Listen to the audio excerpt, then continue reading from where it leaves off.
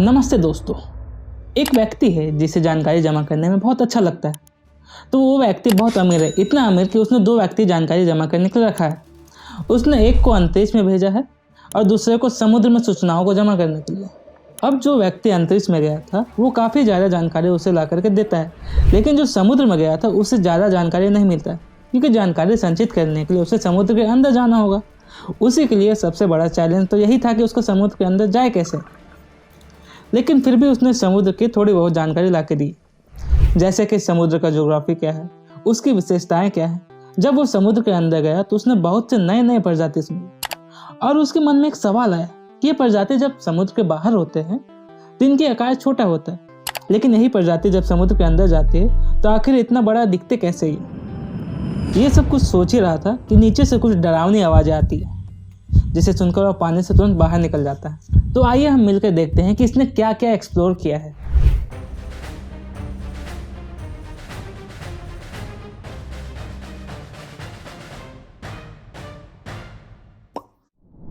आज की कहानी समुद्र और महासागरों की है। समुद्र और महासागरों के रहस्य में डुबकी लगाने से पहले आपके मन में यह सवाल जरूर आना चाहिए कि समुद्र और महासागर एक ही है या इन दोनों के मध्य किसी प्रकार की विभिन्नता पाई जाती है। अच्छा, एक बात सोचिए, क्या आपने कुआं को कभी तालाब कहा है या तालाब को डैम कहा? नहीं ना, क्योंकि आपको पता है कि कुआं की सीमाएं कितनी और तालाब की कितनी। लेकिन अगर हम एक कुआं को तालाब में बना दें तो क्या वो कुआं तालाब बन जाएगा? नहीं ना। उसी तरह समुद्र महासागर का ही हिस्सा है, बस दोनों में फर्क इतना है कि समुद्र जमीनों से घिरा होता है और महासागर में कोई भूमि नहीं पाया जाता। इसलिए हमारे पृथ्वी में 5 महासागर और 70 से भी अधिक समुद्र है। इन समुद्रों की लिस्ट में डिस्क्रिप्शन में डाल दे रहा हूँ, आप देख लेना। आज हम बात करने वाले महासागरों की। पृथ्वी पर 5 महासागर है। पहला पैसिफिक ओशियन, जिसे हिंदी में प्रशांत महासागर कहते हैं। दूसरा अटलांटिक ओशियन, जिसे हिंदी में अटलांटिक महासागर कहते हैं। मुझे इसका हिंदी नाम नहीं मिला, अगर आप में से किसी को पता हो तो कमेंट जरूर करें। इंडियन ओशियन, जिसे इसके देश के नाम पर ही रखा गया है, हिंद महासागर। आर्कटिक ओशियन, जिसे उत्तरी ध्रुवीय महासागर भी कहते हैं। एंटार्कटिक ओशियन, जिसे दक्षिणी ध्रुवीय महासागर या दक्षिणी महासागर भी कहा जाता है। इनके नाम जितने अद्भुत और विचित्र हैं, इनके नाम रखने की कहानी भी उतनी दिलचस्प है। तो सबसे पहले शुरुआत करते हैं पैसिफिक ओशियन से। इसकी अगर एरिया की बात करें तो यह सबसे बड़ा महासागर है, जो 155 मिलियन किलोमीटर स्क्वायर से भी अधिक फैला हुआ है, जो पृथ्वी का सतह का लगभग 1/3 हिस्सा है। पैसिफिक नाम मार पैसिफिको शब्द से आया है, जिसका मतलब होता है एक शांत समुद्र। पैसिफिक का मतलब ही शांत होता है। इस पैसिफिक शब्द का इस्तेमाल पुर्तगाली खोजकर्ता फर्डिनेंड मैगलन ने 1520 ईस्वी में इस शांत समुद्र को वर्णन करने के लिए किया था। पैसिफिक ओशियन की गहराई लगभग 11 किलोमीटर से भी अधिक है।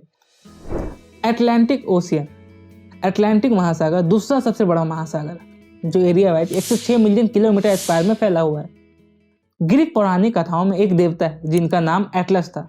एक दिन किसी कारण से जीव्स ने एटलस को दंड के स्वरूप में स्वर्ग का भार अनंत काल तक अपने कंधे पर रखने का आदेश दे दिया। तभी से एटलस को ताकत और जोश का प्रतीक माना जाने लगा।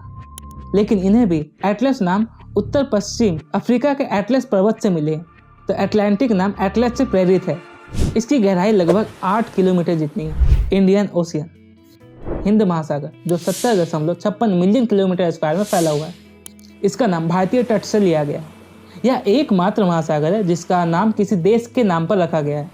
1960 और 1970 के दशक की बात करें तो इंडोनेशिया और पाकिस्तान ने भारत के नाम पर रखे इस महासागर के नाम पर आपत्ति जताई थी। यह राजनीतिक विवादों का मुद्दा है, तो हम इस पर फिलहाल नहीं जाते। इसकी गहराई की बात करें तो यह 7258 मीटर से अधिक गहरा है। आर्कटिक ओशियन, आर्कटिक महासागर दुनिया के महासागरों में सबसे छोटा है। यह मात्र 14.06 मिलियन किलोमीटर स्क्वायर में फैला हुआ है। इसके बारे में ज़्यादा जानकारी तो नहीं मिला, लेकिन ऐसा माना जाता है कि इस महासागर का नाम ग्रीक शब्द आर्क्टोस से आया है, जिसका मतलब होता है भालू, और इसकी गहराई लगभग 5450 मीटर से अधिक है। क्योंकि यह महासागर उत्तरी गोलार्ध में स्थित है, इसलिए इसे उत्तरी महासागर भी कहते हैं। एंटार्कटिक ओशियन, पहले केवल 4 ही महासागर हुआ करते थे। इस एंटार्कटिक महासागर की खोज बाद में किया गया है। यह लगभग 20.33 मिलियन किलोमीटर स्क्वायर में फैला हुआ। अंटार्कटिक नाम आर्कटिक के विपरीत को दर्शाता है, मतलब आर्कटिक महासागर जो है वो उत्तरी गोलार्ध में स्थित है, तो अंटार्कटिक महासागर दक्षिणी गोलार्ध में स्थित है, मतलब ये अपोजिट में है, इसलिए इसे आर्कटिक के विपरीत लिया गया है अंटार्कटिक नाम। क्योंकि अंटार्कटिक महासागर पृथ्वी के दक्षिणी भाग में स्थित है, इसलिए अंटार्कटिक को दक्षिणी महासागर भी कहा जाता है। इसकी गहराई लगभग 7,236 मीटर से अधिक है। मैं यहाँ पर जितनी भी गहराई की बात कर रहा हूँ वो मैक्सिमम गहराई की बात है। तो ये है पृथ्वी के 5 महासागर जो अपने नामों से जाने जाते हैं, लेकिन जैसे इनके नामों में विभिन्नता पाई जाती है, मतलब जैसे हर महासागर अपने नामों की वजह से प्रसिद्ध है, क्या उनमें अपने नामों की ही तरह कोई विशेष गुण है? एक समुद्र या महासागर की क्या विशेषता हो सकती है कि एक महासागर की पानी की कितनी तापमान है, उसमें जीवन संभव है या नहीं? तो कुछ इस तरह के गुण होते हैं। इंडियन ओशन की गुणवत्ता है गर्म तापमान। पैसिफिक ओशन अपने अंदर जीवन को सहेज कर रखता है, क्योंकि पैसिफिक ओशन में अन्य ओशन की तुलना में जलीय जीवों के लिए अनुकूल वातावरण उपलब्ध होता है। अंटार्कटिक ओशन यानी दक्षिणी महासागर, इस महासागर में अत्यधिक मात्रा में लहरें उत्पन्न होती है। कभी कभी ये इतनी भयानक लहरें उत्पन्न होती है कि मानो एक साथ कई समुद्री जहाज़ों को अपने अंदर संभाले।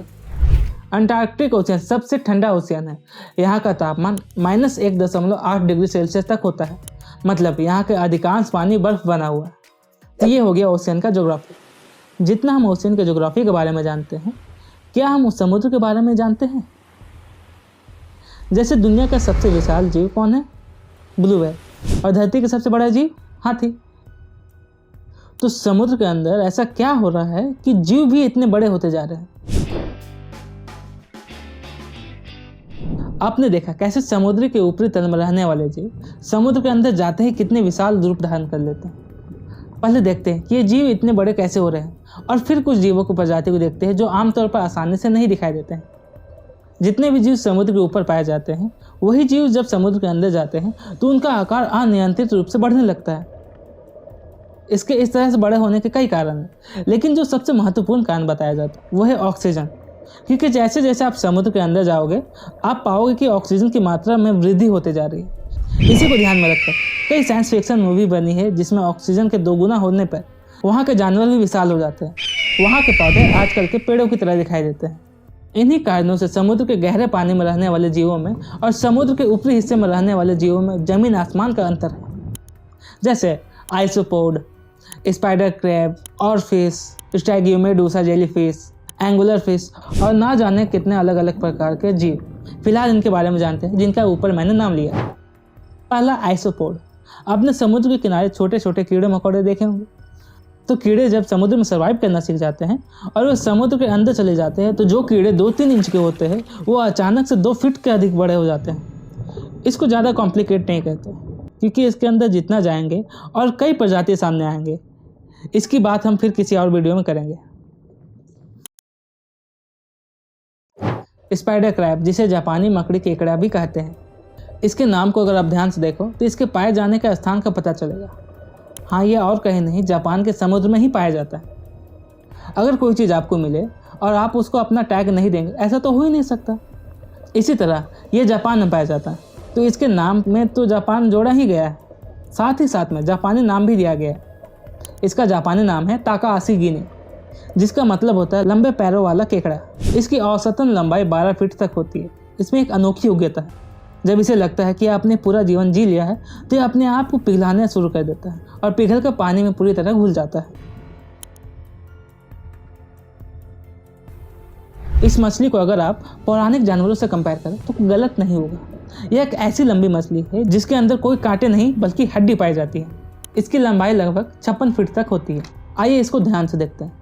अगर आप इसको ध्यान से देखोगे तो इसके सर पे काफ़ी लंबे लंबे पंख होते हैं, जिसकी लंबाई एक जैसे समान नहीं होती। कोई बड़े होते हैं तो कोई छोटे होते हैं, लेकिन बाकी शरीर में एक समान पंख पाए जाते हैं। ये ऑरफिश कभी कभी समुद्र के किनारे पाए गए हैं। हाँ, वो मृत अवस्था में पाए गए वो अलग बात है। उनका इस तरह से ऊपर आना किसी रहस्य से भी कम नहीं है। जैसे कि इसके नाम से ही आपको पता चल रहा होगा कि यह एक जेलीफिश है। आपने जिन जेलीफिश को अब तक देखा होगा उन जेलीफिश से कई गुना अधिक बड़ा है। इसकी लंबाई 33 फीट तक बढ़ सकती है। इसका सर किसी घंटी जैसा दिखाई देता है और इसके भुजाएं किसी चप्पू जैसे या फिर किसी पतंग की तरह दिखाई देती है। इसकी रंग की बात करें तो यह लाल और नारंगी रंग का मिक्सचर होता है। इस जेलीफिश को बहुत मुश्किल से देखा गया। ये 27 वर्षों में मात्र 27 बार ही देखा गया, जिससे आपको यह पता चल सकता है कि यह कितना रेयर है। समुद्र के अंदर जैसे जैसे हम जाएंगे सिर्फ अंधेरा ही अंधेरा दिखाई देगा, क्योंकि सनलाइट भी 1000 मीटर के बाद समुद्र के अंदर नहीं जा पाता। ऐसे में कई मछलियाँ इस तरीके से विकसित होते हैं कि वे समुद्र के गहरे पानी में रोशनी उत्पन्न कर सकें। एंगलर फिश भी इन्हीं में से एक है, जो कि एक अनोखे अंदाज में शिकार करने के लिए जाना जाता है। इसकी लंबाई 2 से 18 सेंटीमीटर तक होती है, लेकिन कुछ में इसकी लंबाई 100 मीटर तक जा सकती है। इसका सर आधे चांद की तरह दिखता है, जिसमें काफ़ी लंबे लंबे नुकीले दांत होते हैं जो अंदर की ओर मुड़ी होती है, जिसमें एक बार शिकार अंदर चला जाए तो उसका बाहर आना मुश्किल हो जाता है। इसके सर के ऊपर एक एंटीना जैसा अंग होता है, जिसके अंत में एक भाग होता है जो बल्ब की तरह रोशनी उत्पन्न करता है, जिसका उपयोग शिकार को लालच देने के लिए करता है, और जैसे ही शिकार इसके करीब आता है वो उसे दबोच लेता है। इसी लाइट के कारण यह मछली बायोलुमिनेसेंस के प्रकार में आता है। बायोलुमिनेसेंस एक कैटेगरी है जिसमें कई जीव आते हैं, जिसमें एक प्रकार की रोशनी निकलती है जो इसे औरों से अलग करता है। ये जो रोशनी निकलती है वो इन जीवों के अंदर होने वाले रासायनिक प्रक्रियाओं से निकलने वाली ऊर्जा से निकलती है। बायोलुमिनेसेंस समुद्र के अंदर नहीं मिलते, ये जमीन पर भी मिलते हैं। आपने कभी जुगनू देखा है? अगर देखा है तो मुबारक हो, आप एक बायोलुमिनेसेंस से मिल चुके हैं। वास्तविकता तो ये है कि अधिकांश प्रकार के जानवर बायोलुमिनेसेंस कैटेगरी में आते हैं, एक बैक्टीरिया से लेकर के एक शार्क तक। अगर आपने अवतार मूवी देखा है तो उसमें दिखाया गया है कि वे रात के समय पानी में चमका करते हैं। बायोलुमिनेसेंस का कॉन्सेप्ट को उसमें बाखूबी इस्तेमाल किया गया है। मूवी छोड़िए, आपने कई समुद्र के किनारे को देखे होंगे जो रात के समय छूने पर वो चमक उठते हैं। वो बायोलुमिनेसेंस बैक्टीरिया के कारण चमकते हैं। आमतौर पर बायोलुमिनेसेंस का उपयोग शिकारियों को चेतावनी देने या उनसे बचने के लिए, शिकार को लुभाने या उसका पता लगाने के लिए किया, और एक ही प्रकार की प्रजाति के बीच बातचीत करने के लिए भी किया जाता है। अब इनमें इस तरह विकास क्यों हुआ, ये तो एक रहस्य की बात है, लेकिन समुद्र में कई और रहस्य हैं। कई और क्या, समुद्र में ऐसे अनेक रहस्य हैं जिनका कारण वैज्ञानिकों को आज तक पता नहीं चल पाया। जैसे बरमुंडा ट्रायंगल काफ़ी सुर्खियों में रहा, सेलेस्ट जैसे भूतिया नाव का रहस्य। लेकिन हम जिसकी बात करने जा रहे हैं वो भी एक नाव की ही है। हाँ, वो भूतों से संबंधित नहीं है, लेकिन उसका रहस्य भी काफ़ी रोमांचक है। USS cyclops. ये कहानी एक ऐसी नाव की है जिसके गायब होने के संभावित कारण तो बहुत है, लेकिन कोई भी कारण का प्रमाण नहीं है। ये कहानी है USS साइक्लोप्स की। बात है प्रथम विश्व युद्ध से कई साल पहले की। उस समय यूएसए का नौसेना को एक ऐसे जहाज की आवश्यकता थी कि बड़े बड़े सामानों को ले जा सके। तो एक कंपनी थी जिसका नाम Newport new ship building and dry dock था। ये कंपनी कोलियर बनाए जाने के लिए जाना जाता है। कोलियर का मतलब मालवाहक जहाज। तो उस कंपनी ने यूएस नेवी के लिए 4 कोलियर बनाए, लेकिन ये जो रहस्यमय घटना हुई थी वो इन चारों में से दूसरे स्थान पर था, जिसका नाम साइक्लोप्स था। क्योंकि इसे यूनाइटेड स्टेट शिप के लिए बनाया गया था, तो इसलिए इसके नाम के आगे USS लगता था, यानी USS साइक्लोप्स। इसे साइक्लोप्स नाम एक प्रजाति से मिली है। इस प्रजाति में लोग काफ़ी बड़े होते थे, लेकिन इनकी ऊंचाई आकर्षण का विषय नहीं है, इनका चेहरा आकर्षण का विषय है। इन लोगों का शक्ल तो सामान्य था, लेकिन इन दोनों के आंखों के बीच ठीक थोड़ा सा ऊपर एक और आंख था, यानी इनके पास 3-3 आंख हुआ करते थे। इन प्रजातियों को ग्रीक पुरानी कथाओं में दिग्गज का उपाधि मिला है। 4 मार्च 1918 के कुछ समय बाद ये जहाज अपने साथ 306 लोगों को लेकर रहस्यमय तरीके से गायब हो गया। किसी को कुछ नहीं पता कि यह अचानक कैसे गायब हो गया। इन दिनों भले ही युद्ध हो रहा हो, लेकिन इसके पीछे युद्ध का कोई हाथ नहीं था। साइक्लोप्स को 7 मई 1910 में अमेरिका के पेंसिल्वेनिया राज्य में सबसे अधिक आबादी वाला शहर फिली में स्थित company Williams Cramps and sons द्वारा लॉन्च किया गया था। लॉन्च के बाद साइक्लोप्स ने युद्ध में भाग लिया और कई लोगों की मदद किया उन्हें कब्जे से छुड़ाने में। तो इस तरह ये जहाज काफ़ी उपयोगी साबित हुआ। 16 फरवरी 1918 को ब्राज़ील के एक शहर रियो डी जेनेरिया, जिसे रियो भी बोला जाता है, वहाँ से निकलकर समुद्र के रास्ते से होकर 20 फरवरी को सल्वाडोर में पहुँचा, जो ब्राज़ील का ही दूसरा शहर था। वहाँ पर उसे मैग्नीज अयस्क लोड करने के लिए ले जाया गया था। 2 दिन तक मैग्नीज अयस्क लोड करने के बाद 4 मार्च 1918 को अमेरिका के लिए बिना किसी रोक टोक के निकल गया। लेकिन बंदरगाह छोड़ने से पहले कमांडर वर्ली ने एक रिपोर्ट दिखाई, जिसमें उन्होंने बतलाया कि जहाज़ का एक सिलेंडर टूटा हुआ है और वो चालू भी नहीं था, और साथ ही में यह भी बताया कि जहाज़ अपने अधिकतम क्षमता से अधिक भरा हुआ है। इसकी जांच रियो शहर में की गई, लेकिन उन्हें कोई कमी नहीं दिखा, इसलिए उन्होंने सुरक्षित करके उसे वहाँ से रवाना कर दिया। 4 मार्च को साइक्लोप्स अमेरिका के लिए समुद्र के मार्ग से निकल गया। 13 मार्च को अपने लक्ष्य पर उसे पहुंचना था, किंतु आज तक वो नहीं पहुंच पाया। इस बीच एक अफवाह थी कि साइक्लोप्स को अमोल्को ने 9 मार्च को वर्जीनिया के पास देखा था। अमोल्को एक गुड टैंक का जहाज था, लेकिन अमोल्को के कप्तान ने इस बात से साफ साफ इनकार कर दिया कि उसने साइक्लोप्स को देखा है। वैज्ञानिकों ने इसके मलबे को खोजने के लिए कई मिशन किए, लेकिन उन्हें कुछ भी नहीं मिला। उन्होंने कई बड़े बड़े मशीनों का इस्तेमाल किया इसे खोजने के लिए। उन्हें मलबा तो नहीं मिला, लेकिन कुछ अजीबोगरीब आवाज़ रिकॉर्ड हुई जिसे वैज्ञानिकों ने पहली बार सुना था। जूलिया, ब्लूप जैसे समुद्री आवाज़ जो कहाँ से आई है, और सबसे बड़ा सवाल क्यों? भाई, अगर कोई समुद्र में दानव सोया हुआ है तो चुपचाप सोए रहो, इंसानों से बातचीत करने की क्या जरूरत।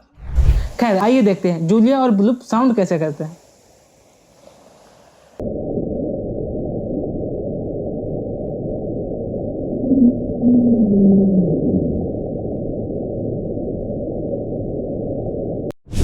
समुद्र के अंदर आवाज को रिकॉर्ड कैसे करते होंगे? क्योंकि जो माइक्रोफोन होते हैं, अगर उन्हें वाटरप्रूफ बनाकर भी समुद्र के अंदर डाल दे तो वे लो फ्रीक्वेंसी को रिकॉर्ड नहीं कर पाएगा। इसलिए वैज्ञानिकों ने हाइड्रोफोन बनाया। जैसे सेलफोन होता है, टेलीफोन होता है, माइक्रोफोन होता है, उसी तरह हाइड्रोफोन स्पेशली पानी के अंदर रिकॉर्ड करने के लिए बनाया गया है। अब ये जो ध्वनि रिकॉर्ड किया गया है, जिसे जूलिया नाम दिया गया, 1999 में रिकॉर्ड किया गया था। ये साउंड पूर्वी मध्य रेखीय प्रशांत महासागर में रिकॉर्ड किया गया है।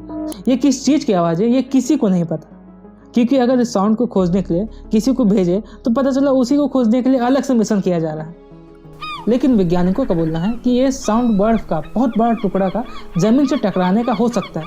ये मात्र संभावना है, कोई प्रमाण नहीं है इस बात का। लूप। इसी तरह वैज्ञानिकों ने 1997 में एक अजीब और काफी तेज साउंड रिकॉर्ड किया।